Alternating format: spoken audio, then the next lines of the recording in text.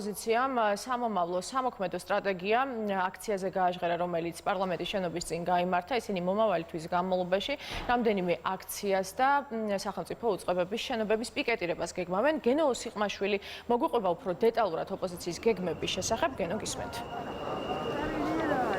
მარიამ, ახლა ჩვენ უკვე პარლამენტის მიმდებარე ტერიტორიაზე ვიმყოფებით, თუმცა აქ ჯერჯერობით არ მიმდინარეობს სიტყვით გამოსვლები, რადგან როგორც იცით, ოპოზიციის ერთი ნაწილი და აქ შეკრებილების ერთი ნაწილი კანცელარიასთან იყო გადასული. ახლა ელოდებიან, რომ ისინი დაბრუნდებიან აქ და როგორც ჩანს, მერე გაგრძელდება უშუალოდ პარლამენტის წინ გამოსვლები და აქცია.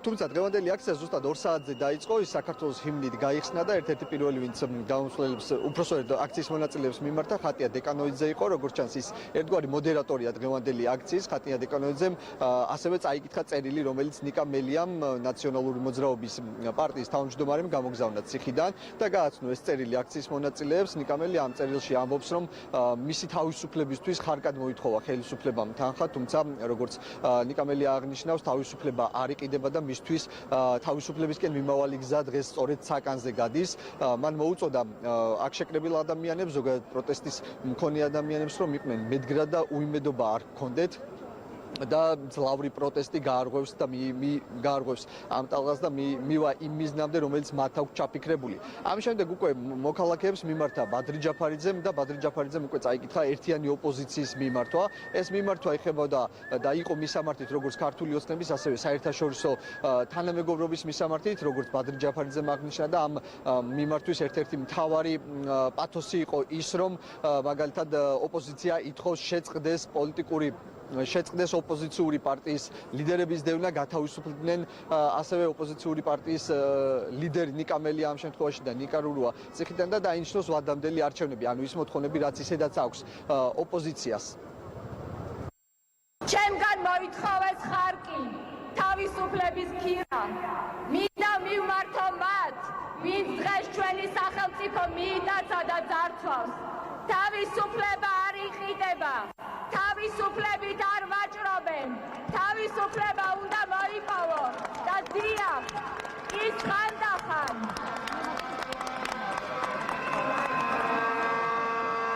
და დიახ, ის ხანდახან ბორკილებით, ციხით მოიპოვება, მაგრამ არასდროს დანებებით, მხოლოდ ბრძოლით და მხოლოდ მოძრაობით. ის 4 კედელი სწორედ თავისუფლების ბრძოლის გზაა და მე არასდროს ყოფილვარ ასეთი თავისუფალი, როგორც ახლა.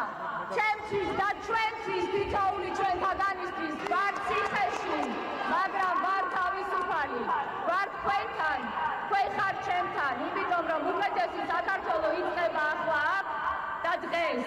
ჩვენ ხვალინდელი დღე, ჩვენი მომავალი ბევრად უკეთესია. არ დავნებდებით და არ შევშინდებით. ეს საბჭოთა ოკუპაციიდან 100 წლის შემდეგ ივანიშვილის რეჟიმი მომაკვდინებელ საფრთხეს წარმოადგენს საქართველოს თავისუფლებისა და ჩვენი ქვეყნის მოქალაქეების უსაფრთხოებისათვის. საპარლამენტო არჩევნების გაყალბების, ნიკა მელიას უკანონო დაპატიმრების და ოპოზიციური პარტიის შტურმით აღების შემდეგ საფრთხე უფრო რეალური გახდა.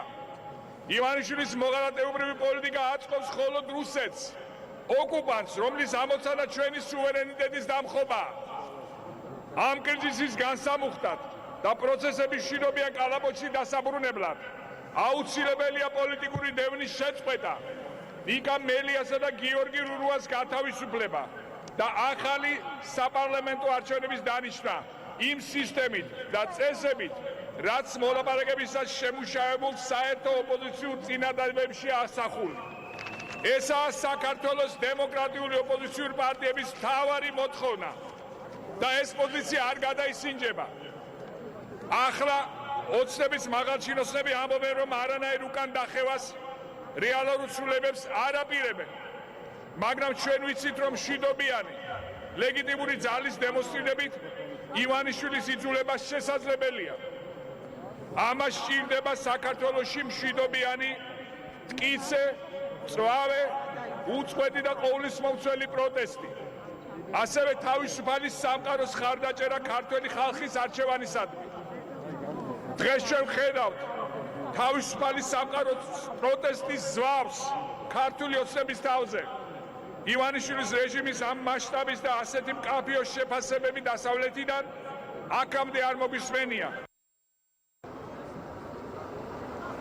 სიტყვით გამოსვლებთან ერთად ხატია დეკანოიძემ ასევე გააცნო ოპოზიციის გეგმები თუ როგორ აპირებენ ზოგადად მათ შორის წარიმართოს დღევანდელი აქცია და შემდეგ რა გეგმები აქვს ოპოზიციას. დღევანდელ აქციას რაც შეეხება გეტყვით იმას, რომ აქ კიდევ რამდენიმე დამატებითი კარავი გაიშალა, როგორც ხატია დეკანოიძემ აღნიშნა, ეს კარვები არის იმისთვის, რომ აქ დარჩებიან ღამე ადამიანები, თითოეული კარავი შეიძლება ითქვას, რომ სხვადასხვა ოპოზიციური პარტიის კარავი არის და აქ მუდმივად იქნება უწყვეტი ტალღა, ეს იქნება ერთ-ერთი ეპიცენტრი, როგორც მან აღნიშნა, იმისთვის, რომ პროტესტი არ შეწყდეს. ამასთან ერთად აქ უკვე პარლამენტის მოპირდაპირე მხარეს მონტაჟდება სწორედ აი ამ წუთებში სცენა, სადაც ჩვენ ვხედავთ დინამიკებს და აქ უკვე გიგი უგლავამ ამასთან დაკავშირებით თქვა ის, რომ აქ ჩაირთვება მუსიკა და ეს მუსიკა იქნება თავისუფლებისადმი მიძღვნილი. ზოგადად რაც შეეხება საომავლო გეგმებს ოპოზიციის გაჟღერდა ის, რომ ოპოზიცია აპირებს, რომ ჩაატაროს პერმანენტული აქციები, უფრო სწორედ ეს იქნება პიკეტირებები, მაგალითად ერთ-ერთი პირველი აქცია დღევანდელი აქციის შემდეგ იქნება 2 მარტი, 2 მარტს ოპოზიცია აპირებს, რომ პარლამენტის შენობის პიკეტირება მოახდინოს. ამის შემდეგ დაახლოებით კიდევ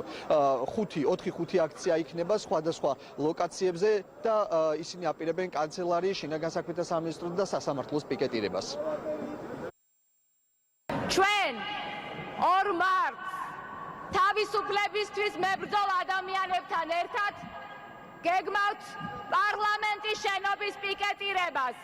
იმისთვის, რომ ჩვენი ხმა, საქართველოს თითოეული მოქალაქის ხმა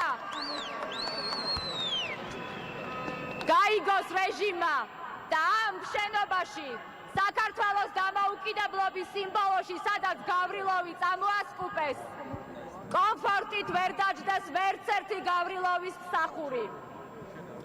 5 მარტს გეგმავთ კანცელარიის შენობის პიკეტირებას. იმისთვის, რომ ჩვენი ხმა გავაგონოთ ბიძინა ივანიშვილის ერთ-ერთ გამორჩეულ მსახურს, ღარიბაშვილს, რომელიც თავისთავად უშინაარსო ადამიანია და მისგან მხოლოდ ბიძინა ივანიშვილის ხმა ისმის. 9 მარტს ჩვენ გეგმავთ აქციას შინაგან საქმეთა სამინისტროსთან, იმიტომ რომ ეს უწყება დღეს არის ერთი ადამიანის ნებასურვილის შემსრულებელი, იჭერს აქტივისტებს. როდესაც ჩვენ ვიქნებით იქ, აქ ჩვენი თანამებრძოლები სხვადასხვა ქალაქიდან და სხვადასხვა პარტიებიდან გაშლიან კარვებს და ყველა მსურველს ექნება შესაძლებლობა შემოუერთდეს უწყოთ პროტესტს, რომელიც დამთავრდება პოლიტპატიმრების განთავისუფლებით და რიგარაში არჩევნებით. ამავე დროს, მეგობრებო, პარლამენტის მოპირდაპირე მხარეს უკვე კეთდება სცენა. ჩვენი შეკრების მიზანი აქ არის ერთი სიტყვა: ბრძოლა თავისუფლებისთვის. ჩვენ ვამბობთ სიტყვებს თავისუფლებისთვის. ჩვენი მეგობრები იმღერებენ და იქნება მუსიკა თავისუფლებისთვის. ყოველი სიტყვა, ყოველი ამას უთქვა, ყოველი ბიძგი იქნება მხოლოდ ერთი მიზნით: თავისუფლება, თავისუფლება პოლიტპატიმრებს, თავისუფლება ქვეყანას. აი ასეთი ვითარება ახლა პარლამენტთან ჯერჯერობით ჯერ კიდევ არ დაწყებულა სიტყვით გამოსვლები, თუმცა მე რამდენადაც ვხედავ უკვე ჩამოვიდა ყველა ეს ადამიანი და ლიდერი, რომელიც იყო გადასული კანცელარიასთან, ნელ-ნელა იკრიბებიან უშუალოდ მიკროფონთანაც ლიდერები და როგორც ჩანს ცოტა ხანში დაიწყება გამოსვლები. მანამდე კი აქ კარვების გაშლა კვლავ მიმდინარეობს, ამ დროისთვის დაახლოებით 10-მდე კარავია გაშლილი, როგორც ოპოზიციის ლიდერები ამბობენ, მათი გეგმა ის, რომ ეს კარვები დარჩება რუსთაველის გამზირზე და ამ კარვებში იქნებიან ადამიანები, რომლებიც საკუთარ პროტესტს გამოხატავენ. მადლობთ გენო. გენო ოსიყმაშვილმა მოგვეწოდა ბოლო ინფორმაცია პარლამენტის მიმდებარე ტერიტორიიდან.